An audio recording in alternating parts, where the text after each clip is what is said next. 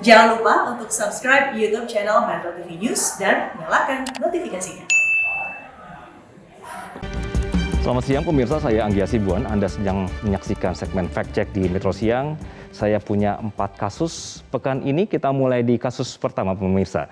Beredar di media sosial Facebook, ini ada informasi yang mengklaim bahwa vaksin COVID-19 bisa menyebabkan munculnya penyakit prion atau sejenis penyakit yang bisa menyerang otak.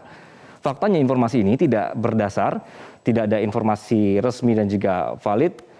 Narasi senada juga pernah beredar sebelumnya di awal 2021 lalu. Nah, kala itu pemirsa, vaksin COVID-19 disebut bisa menyebabkan penyakit prion Alzheimer, ALS, dan juga penyakit neurogeneratif lainnya. Saya akan mengajak Anda di layar, ini adalah informasinya. Jadi sekali lagi, klaimnya adalah vaksin COVID-19 menyebabkan penyakit prion. Apakah ini informasinya benar? Nah, sumber di balik klaim ini berasal dari sebuah makalah yang ditulis oleh J. Bart Claassen. Bertentangan dengan klaim, ahli virologi yang berafiliasi dengan Universitas Georgetown, Angela Rasmussen, mengatakan bahwa klaim dalam makalah Claassen ini tidak memiliki bobot ilmiah. Sampai saat ini tidak ada bukti yang dapat menunjukkan bahwa vaksin COVID-19 ini bisa menyebabkan penyakit prion atau penyakit neurogeneratif lainnya. Kita bisa melihat lagi di layar, jadi ada pernyataan juga bahwa belum ada atau juga informasi bahwa vaksin COVID-19 yang sudah didapatkan atau juga mendapatkan izin darurat di masing-masing negara, ini sudah melalui serangkaian uji klinis dan juga aman untuk digunakan. Baik, ini sudah ada pernyataannya ya. Kita lanjutkan pemirsa, beredar sebuah pesan berantai WhatsApp yang menyebutkan terdapat ratusan WNI tertahan di bus karena tidak bisa masuk ke Wisma Atlet akibat lockdown setelah ditemukan adanya yang terinfeksi COVID-19 varian Omicron. Kita lihat di layar. Jadi ini kami sudah rangkum informasi seperti ini, ada klaimnya juga. Jadi disebutkan bahwa ratusan WNI ini merupakan warga yang harus dikarantina setelah pulang dari luar negeri. Namun tidak diizinkan untuk melakukan karantina di hotel ataupun mandiri. Jadi narasinya juga dituliskan bahwa kondisi para WNI ini kesulitan untuk memenuhi kebutuhan pribadinya selama 4 hari di bus. Dan akhirnya mereka berkeliaran untuk bisa memenuhi kebutuhan pribadinya tanpa diketahui bahwa mereka terinfeksi virus COVID atau tidak. Oke, nah berdasarkan klarifikasi dari juru bicara Kementerian Kesehatan, Siti Nadia Tarmizi kepada Kominfo, ini dijelaskan dan juga sudah membantah informasi tadi.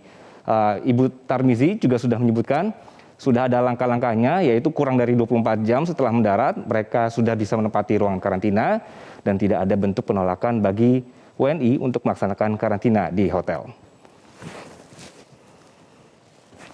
Baik, kita bergeser ke kasus selanjutnya. Beredar unggahan di media sosial Twitter, sebuah video. Ini menunjukkan ada sekelompok orang tengah mendokumentasikan sesuatu di rumah sakit. Video ini bernarasi yang menyatakan bahwa ini merupakan bukti bahwa varian Omicron ini hanya dibuat-buat oleh media. Kami akan tampilkan di sini. Ini sudah banyak sekali yang menonton, ada sekitar 31.000. Dan faktanya pemirsa, ini berdasarkan hasil penelusuran kami, video ini ternyata dipelintir.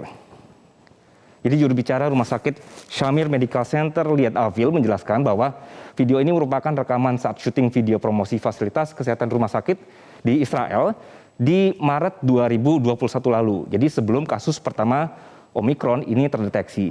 Video ini yang dimaksud juga sudah diunggah di YouTube-nya. Boleh kita saksikan di sini. Ini dalam bahasa Ibrani kami sudah melihat bahwa memang jadi ada orang yang sedang mendokumentasikan proses syutingnya. Jadi setelah kami lihat videonya dan seperti itulah hasilnya bahwa ini adalah hoax. Dan ternyata videonya juga sudah lebih ramai terlebih dahulu di Facebook.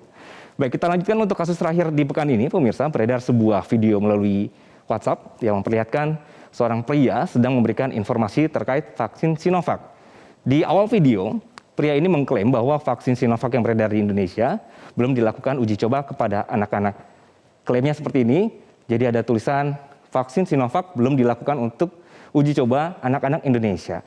Faktanya adalah BP POM ini sudah mengeluarkan persetujuan penggunaan darurat pemberian CoronaVac terhadap orang usia 6 tahun ke atas. Informasinya juga bisa Anda saksikan atau juga bisa Anda akses secara terbuka di laman BP POM. Kita boleh lihat informasinya. Ini bisa Anda akses di pom.go.id. Judulnya sama, jadi Anda bisa langsung klik. Jadi pun hasil labnya juga memberikan atau uji coba pemberian vaksin sama anak-anak di Tiongkok ini mempertimbangkan keamanan dan juga imunogenesitas 3 bulan, maka ditetapkan vaksin bisa direkom untuk anak-anak usia 6 sampai 17 tahun. Baik pemirsa, saya akhiri segmen ini dengan mengajak Anda untuk selalu mau mengecek kebenaran informasi seputar COVID. Jangan sampai kita menyebarkan informasi yang salah. Saya Anggi Hasibuan undur diri dari segmen Fact Check. Metro Siang akan dilanjutkan oleh rekan saya Marvin Sulistyo. Baik, Anggi Hasibuan, terima kasih untuk pemaparan Anda.